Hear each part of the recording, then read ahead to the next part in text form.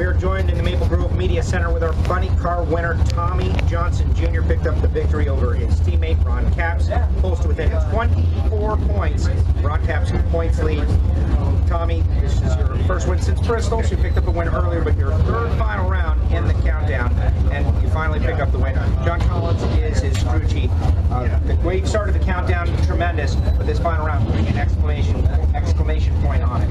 Yeah, I mean, you want to have a strong start. We knew that going into Charlotte, we needed a strong start at the countdown. Unfortunately, we started at 7th before, like a little higher, but we went from 7th to 6th. Runner-up's good. I mean, it's a good start. We went to St. Louis, another final round runner-up. We went from 4th to 2nd. I said I'd be happy with 4 more runner-ups if we could do that the rest of the way. I think we could win a championship, but when you look in the other lane and you got Capps who's leading it in the final, it's a must-win. You can't have another runner-up. You've got to gain some ground. And I'm really happy. I couldn't be more happy with the start. First 3 races of the countdown and 3 final rounds, 2 runner-ups and a win. I mean, that's getting it done, and that's what we got to keep doing to get it done. And I said at the other end, neither one of us have won a championship, and I think you can see how bad both of us won. And it's going to be a fight. I can tell that right now. It's not going to be easy, but we're going to keep doing that. If we can continue this consistency, then we'll be all right. So, open questions to the media, name and affiliation. Anyone have a question? I'm Brian Rippey, Reading Eagle. It seemed like the DSR team really had it going. I mean, you had to get through 2 teammates to get to 1. Guys were running, 3 8s, 3 9s all weekend. Yeah, it was a tough track, because of the conditions were so good. The track is so tight. You have to be perfect or it doesn't make it.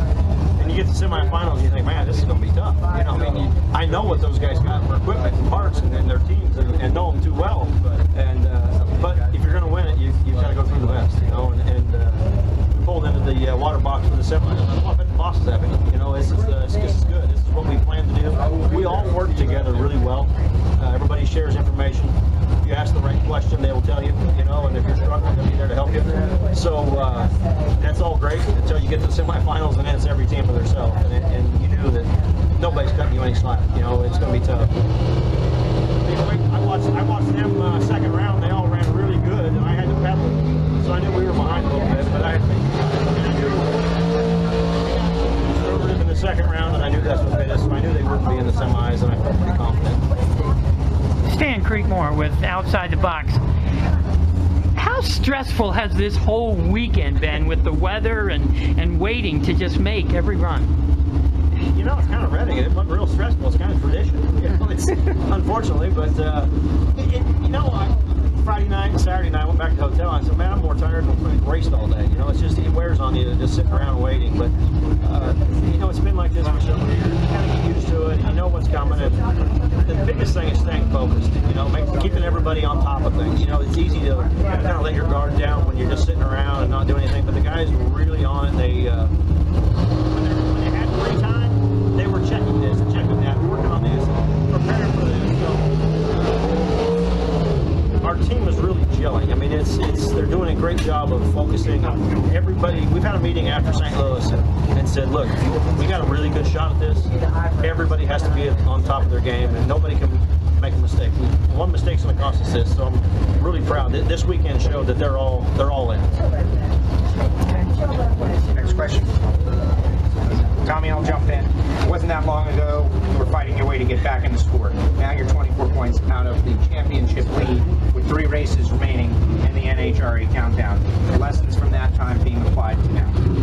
Yeah, I mean, opportunities like this don't come along very often, and I've seen it all slip away and fought my way back. I hear the Leah Pritchett story. I think I can relate real well to what she went through, so you have to seize an opportunity. I'm actually very calm. I don't know why. I shouldn't be, because there's a lot of pressure right now. We have a really great start. Everybody's. I was getting texts last week. Hey, remember me when you win the championship? I thought, whoa, that's a long ways to go yet. So I'm just staying focused. I keep telling myself that. There's a long ways to go. You're not going to get there if you think you're there. You have to get there. So I'm pretty happy with it so far. I mean, just keep doing what we're doing, being calm, and I'm not gonna lie, I talk to myself in the car sitting there. I'm coaching myself because it takes that. You have to be very focused, and I mean, from back up to the burnout right before we stage. I'm coaching myself, so far I'm doing a pretty good job of coaching. So it's if we can keep that going, we'll be all right. 14th career victory, big win here at Maple Grove, the Dodge Nationals. Funny car winner Tommy Jr. First one was here. That's cool. My first one, 99, was here against Caps, the other lane. You know, so it was cool. I mean, he and I are known each other a long time, raced against each other a long time, been teammates a long time. So it was cool to race him in the final. It's just now I can put him behind me. We'll be better friends. Congratulations. Now, a little outside the box, okay? You obviously made a wish this weekend, and you got it, okay? Who was your Make-A-Wish kid this weekend? We had a group of about 4 or 5 kids. You know, we have them every weekend, and it's awful special. I mean, you see them come out to the track, and they have a great time. And yesterday, you know, with the weather, they hurried us a little bit, so we didn't get to do our usual visit with them before the run. We did it after the run, and to see their excitement after running that 89 and qualifying, I mean, they were pumped up, you know. So to see those kids come out here, and, you know, they're having a rough time, you know, and it puts things in perspective sometimes. And they were all pumped up, and one pictures, one, you know, signed, and what Terry does is phenomenal, you know, to pay it forward so much like she does for so many people, not just myself and my team, but everybody. I mean, Jack's team and his, you know, there's so many people that benefit from her generosity.